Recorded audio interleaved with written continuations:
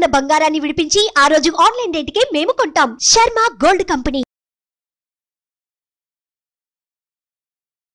నమస్తే, నేను మీ జాహ్నవి. మనతో ఉన్నారు మన వనజ రామ్ సిటీ అక్క. మాట్లాడేద్దాం. నమస్తే అజక్క. నమస్తే జాహ్నవి. అయితే అక్క, ఆషాఢ మాసంలో ప్రస్తుతం ఉన్నాం కదా. మరి ఆషాఢ మాసం అనగానే చాలా అంటే కొన్ని రకాల మనం గ్రామ దేవతలకు పూజ చేయడం, కొన్ని రకాల పండుగలకి చాలా విశిష్టంగా మనం జరుపుకుంటూ ఉంటాం. అందులో తొలి ఏకాదశి అని వస్తుంది. అది ఆషాఢ మాసంలోనే కదా వచ్చేది. మరి ఏంటక్క తొలి ఏకాదశి విశిష్టత? మరి ఆ రోజు చేయవలసిన విధి విధానాలు ఏమిటి? అయితే తొలి ఏకాదశి అంటే నార్మల్ గా ఫస్ట్ ఏకాదశి అని అనుకుంటాం. కానీ మనకు వచ్చే ఫస్ట్ ఏకాదశి ఏంటి? ఉగాది తర్వాత వచ్చే ఏకాదశిని అది ఫస్ట్ ఏకాదశి. ఈ తొలి ఏకాదశి ఏంటంటే విష్ణుమూర్తి నిద్రకు యోగ నిద్రలోకి వెళ్ళే ఏకాదశి కాబట్టి అందుకని ఈ ఏకాదశికి తొలి ఏకాదశి అని పేరు. అంటే యోగ నిద్రలోకి వెళ్తారు. చతుర్మాసం మొదటి ఏకాదశి అని కాదు. కాదు కాదు కాదు చాలా మంది ఏంటంటారంటే ఇప్పుడు నుంచి పండుగలు మొదలవుతాయి. నిజంగానంటే పండుగలు మొదలవుతాయి, కాకపోతే కొంచెం బ్రేక్ వస్తుంది కదా మనకి. మే తర్వాత శ్రీరామనవమి, హనుమాన్ జయంతి తర్వాత మే జూన్ బ్రేక్ వచ్చిన తర్వాత జూలై ఈ ఏకాదశి వచ్చినప్పటి నుంచి ఇక ఒక్కొక్కటి ఇంకా పుంజుకుంటాయి అనమాట పండుగలని అవన్నీ అని. సో అది కూడా అంటూ ఉంటారు అందరూ. అయితే ఆయన విష్ణుమూర్తి యోగ నిద్రలోకి 4 నెలలు వెళ్తారు. ఆ వెళ్ళేటప్పుడు చాతుర్మాస దీక్షలు అంటాం కదా, వెళ్ళి మళ్ళీ ఎప్పుడు కార్తీక మాసం వచ్చే ఏకాదశికి ఆయన ఈ ఏకాదశిని పద్మ ఏకాదశి అంటారు, దేవశయన ఏకాదశి అంటారు, శయన ఏకాదశి అంటారు. అంటే ఆయన నిద్రలోకి వెళ్తాను, యోగ నిద్ర కాదు, యోగ నిద్ర. అప్పుడు ఇంకెక్కువ చూస్తుంటారు మనల్ని. యోగ నిద్రలోకి వెళ్ళినప్పుడు ఇంకెక్కువగా ఆయన దుష్ట శిక్షణ చేస్తూ ఉంటారు అనమాట. కాబట్టి ఆ టైంలో ఏంటంటే శివుడు, మన పరమశివుడు మన ఈ బాధ్యతలన్నీ తీసుకుంటారనమాట. ఆ తీసుకునేటప్పుడు అందుకని ఏమవుతుంది, శ్రావణ మాసంలో ఎక్కువగా శివారాధన ఎక్కువ చేస్తూ ఉంటాం. ఎందుకంటే ఆ శివుడు సంరక్షణలో ఉంటాం కాబట్టి మనం అందరము. శ్రావణ మాసంలో చేసే శివ పూజలు చాలా చాలా శ్రేష్టం అని కూడా అంటారు.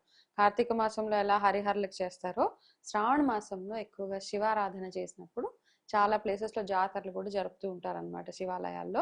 అది అంతేకాకుండా లక్ష్మీ అమ్మవారి ఆరాధన మన అందరికీ తెలిసిందే శ్రావణ మాసంలో మనం చేసుకుంటూ ఉంటాం. అయితే ఈ తొలి ఏకాదశి ఈ విశిష్టత ఏంటంటే అన్ని ఏకాదశులు ఎలా అయితే చేస్తారో ఈ ఏకాదశిని కూడా అంతే నిష్ఠ నియమంతో చేసుకోవడము. ఈ రోజు నుంచి చతుర్మాస దీక్ష చేసే వాళ్ళు ఉంటారనమాట. 4 నెలలు దీక్ష ఉంటది. 4 నెలలు చేస్తూ ఉంటారు. అంటే వాళ్ళ పద్ధతిలో ఈ దీక్షలు జరిపిస్తూ ఉంటారు. ఓకే, చాతుర్మాస్య దీక్షలు కూడా ఇప్పుడే మొదలవుతూ ఉంటాయి. అయితే ఈ రోజు తొలి ఏకాదశి రోజు ప్రత్యేకంగా మనం సమర్పించవలసిన నైవేద్యాలు కానీ విధి విధానాలు కానీ ప్రత్యేకంగా ఇవి రెమెడీస్ చేస్తే బాగుంటుంది అని అలా ఏమైనా ఉంటుందా? ఎందుకంటే వనచక్క అంటే కొన్ని స్పెషల్ రెమెడీస్ ఖచ్చితంగా ఇస్తారు మీరు. అలా ఈ రోజు చేయవలసినవి, ఎందుకంటే ఎన్నో కోరికలు ఉంటూ ఉంటాయి కదా, వాటి కోసం ఏమైనా ఉంటుంది? అంటే ఎవరైనా ఏకాదశి పూజలు మొదలు పెట్టాలి అనుకున్న వాళ్ళు ఈ ఇప్పటి నుంచి మొదలు పెట్టవచ్చు ఒకటి. అయితే ఈ ఏకాదశిలో స్పెషాలిటీ ఏంటంటే అంటే నదీ స్నానాలు, దానాలు, జపాలు, మంచిది, దీపాలు, ఇవి చాలా చాలా శ్రేష్టం అన్నమాట. ఇవి చేసుకుంటూ ఉంటే అంటే ఎవరైతే ఈ సముద్ర తీరాల్లో, నదీ తీరాల్లో ఉంటారో వాళ్ళు తప్పకుండా వెళ్ళి ఈ మంచి పవిత్ర స్నానాలు చేసుకోవడము, ఇది ఒకటి శ్రేష్టము. అదే కాకుండా ఏకాదశి ఎలాగైతే నియమంగా చేస్తూ ఉంటామో అదే నియమంతో ఫాలో అవ్వడం. అంటే ఎవరి పద్ధతులు వాళ్ళకు ఉంటాయి కదా. జనరల్ గా మనం చెప్పే రెమెడీస్ అవన్నీ చిన్నగా ఉంటాయి, కానీ నార్మల్ గా మీరు ఏ విధి విధానాలు అయితే పాటిస్తూ ఉంటారో విష్ణు సహస్రనామాలు చదువుకోవడము. అయితే ఈ చాతుర్మాస దీక్షలో ఉన్న ప్రత్యేకత ఏంటంటే ఈ ఏకాదశి మొదలుపెట్టి ప్రతిరోజు ఎవరైతే విష్ణు సహస్రనామం చేస్తారో వాళ్ళకి ఎటువంటి పాప కర్మల వల్ల, అంటే పాత జన్మలో వాళ్ళు చేసిన కర్మ ఫలితాలు ఏవైతే ఇప్పుడు ఇంకా ఉంటాయో అవన్నీ తొలగిపోవడానికి ఇది ఒక మంచి టైం అన్నమాట. ఈ 4 నెలల సమయం ఏదైతే ఉందో ఇందులో వాళ్ళు ప్రతిరోజు విష్ణు సహస్రనామం చదువుకోవచ్చు. అయితే ఒకటి ఏంటంటే ఎప్పుడు పూజ చేసినా మనం పార్వతీ పరమేశ్వరులకి, విష్ణుమూర్తికి, లక్ష్మీ అమ్మవారికి కలిపి చేస్తేనే ఆ పూజ యొక్క ఫలితం మనకి ఇంకా డబుల్ గా ఉంటది అనమాట. అంటే పాపం తగులుతుంది అని కాదు, అమ్మవారిని ఎప్పుడు చూసినా భార్యాభర్తలు ఇద్దరిని ఓకే పక్క పక్కన కూర్చోబెట్టి వాళ్ళకి చేసే పూజలు. ఇప్పుడు మీరు లలిత సహస్రనామం చదివి శివాష్టోత్రం చదువుకోవచ్చు, వైస్ వర్స, అది చదివి ఇది చదవచ్చు. అలాగే విష్ణు సహస్రనామం చదివాక లక్ష్మీ కటాక్షం కోసం లక్ష్మీ అమ్మవారిని కూడా లక్ష్మి పూజించాలన్నమాట. ఈ ఏకాదశి కానీ ఎప్పుడు పూజించినా ఇది ఒకటి నియమంగా పెట్టుకోవడం. అయితే ఏకాదశికి మనం చెప్పుకునే చిన్న చిన్న నియమాలు ఏంటి అంటే ఆ రోజు చక్కగా ఇంటిని శుభ్రంగా ఉంచుకొని పూజ గదిని శుభ్రం చేసుకున్న తర్వాత అయితే ఈ ఏకాదశికి ఏంటంటే మన ఆదిశేషు మీద పవళించి ఉన్న విష్ణుమూర్తిని ఆరాధించడం విశిష్టత అన్నమాట ఈ ఏకాదశికి. ఓకే, అట్లాంటివి ఏదైనా ఫొటోస్ ఉన్నా విగ్రహాలు ఉన్నా చూసుకోండి, లేకపోతే నో ప్రాబ్లం. మీ ఇంట్లో ఏ విగ్రహం ఉన్నా ఆ విగ్రహానికి అభిషేకం చేసి, అభిషేకం చేసే పాలలో కాస్త కుంకుమ పువ్వు వేసి ఆ పసుపు రంగు దిగే వరకు అలా అది వదిలేయండి. ఒక అరగంట కుంకుమ పువ్వు వేసి పెడితే పచ్చగా పసుపుగా అవుతుంది కదా, అదే అభిషేకం చేసి ఆ అభిషేకం చేసిన పాలను మాత్రమే తీర్థంగా తీసుకోవడం. ఇవన్నీ చిన్న చిన్నగా మనం అందరం చేసే రెమెడీస్. పసుపు రంగు పూలతోటి అలంకరణ, పసుపు రంగు వస్త్రం, విష్ణుమూర్తికి వస్త్రం వేస్తాం కదా మనం, ఆ పసుపు రంగు వస్త్రాలు, పసుపు రంగు వత్తులు తోటి దీపారాధన చేయడము విశిష్టత అన్నమాట. అయితే ఏకాదశికి చాలా మంది అక్షింతలు కూడా సమర్పించారు కాబట్టి అవన్నీ చిన్న చిన్నగా మనం చూసుకోవడమే. అయితే విశిష్టంగా ఏంటి అంటే ఈ ఏకాదశికి, తొలి ఏకాదశికి జాజి పూలు చాలా చాలా లక్ష్మీ అమ్మవారికి కానీ శివుడికి గాని విష్ణుమూర్తి గాని జాజి పూలు ఎంతో ప్రీతికరం అంట. జాజి పూల మాల.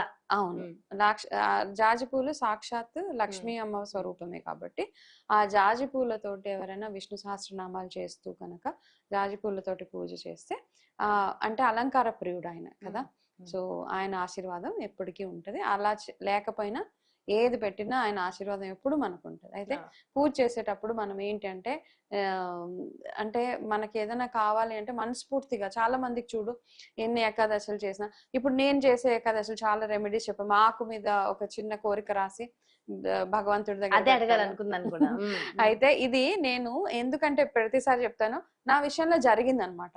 జరిగింది కాబట్టి నాకు అంత గట్టిగా నా విషయంలో కూడా జరిగింది కదా.